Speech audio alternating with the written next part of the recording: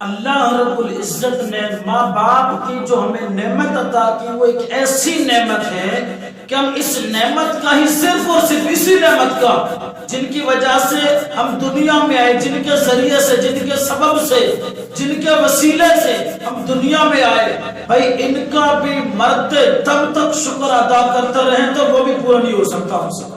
اتنی بڑی یہ رب العالمین کی نعمت ہے۔ امام صلی اللہ علیہ وسلم رضی اللہ تعالیٰ عنہ نے فرمایا کہ تم اپنے ماں باپ کے حق کو جانو پہچانو۔ کس طرح؟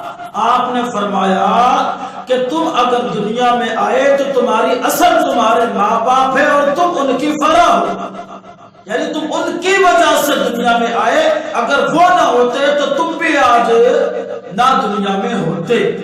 اور پھر آپ رضی اللہ تعالی عنہ نے مزید ارشاد فرمایا کہ جب بھی تم کوئی ایسی چیز دیکھو کہ تمہارے دل میں خوشی پیدا ہو گئی تو تم اللہ رب العزت کا شکر ادا کرو اور اپنے ماں باپ کا بھی شکر ادا کیا کرو۔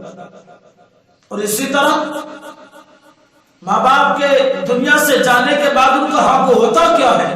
آج لوگ اسے بھول جاتے ہیں۔ جب تک تو دنیا میں ہے ٹھیک ہے جی، ہمارا ابا ہے، ہماری اماں ہے، لیکن دنیا سے جانے کے بعد نہ باپ کا پتہ ہوتا نہ ماں کا پتہ ہوتا۔ اور بھائی سنو، حدیث رسول ہمیں کیا بتا رہی ہے؟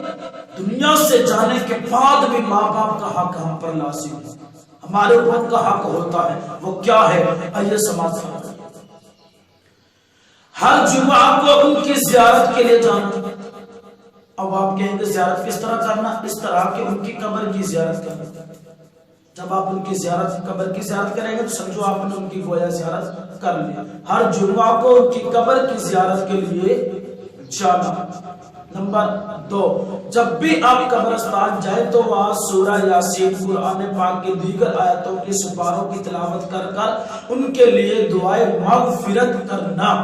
اس قرآن پاک کا ثواب ان کی روح کو پہنچا دینا۔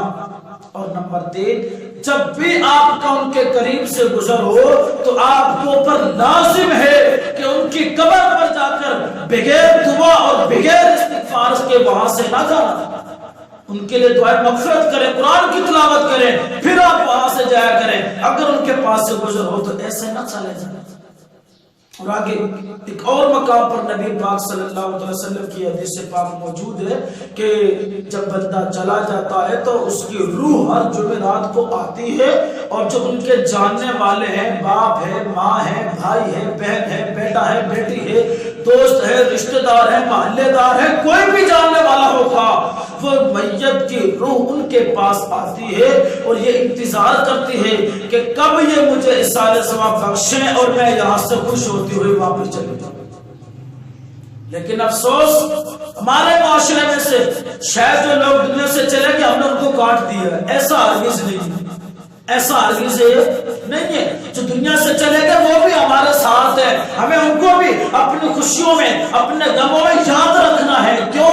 کہ وہ ہمارے سامنے والے ہیں، وہ ہمارے پہچاننے والے ہیں، وہ ہمارے پاس ان کی روحیں آج جمعرات کو آتی ہیں اور وہ سارے ثواب کے لیے آتی ہیں۔ انہیں کو کھانے اور پیسوں کی ضرورت نہیں ہوتی، مرنے کے بعد اگر ضرورت ہوتی ہے تو انہیں صرف اور صرف قرآن پاک کے تلاوت کے سارے ثواب کی ضرورت ہوتی ہے، درود پاک کے سارے ثواب کی ضرورت ہوتی ہے، استغفار کی ضرورت ہوتی ہے۔ اسی طرح دیگر جتنے بھی وظائف وغیرہ ہیں ان کو پڑھ کر ان کے لیے سارے ثواب کر دیا جائے، یہی ان کی ضرورت ہے اور یہی ان کا حق ہے۔ اللہ رب العزت ہمیں ایک تو اپنے ماں باپ کی قدر کرنے کی توفیق عطا فرمائے، جن کے دنیا سے چلے گئے میرا رب ان کے قابل بخشش عطا فرمائے۔ میرے بھی والد صاحب اس دنیا سے کچھ کر گئے، پروردگار کی بارگاہ میں دعا ہے کہ اللہ رب العزت میرے والد صاحب کو بھی قبر کے اندر راحت و سکون عطا فرمائے، قبر کی منزلیں آسان فرما دے، اور آخرت کے اندر میرا پروردگار انہیں عزتیں عطا فرمائے، ان کے مقام و مرتبے کو بلند فرما دے، اور ہمیں ان کے دیے ہوئے نقش قدم یعنی دین کے راستے پر چلنے کی توفیق عطا فرما دے۔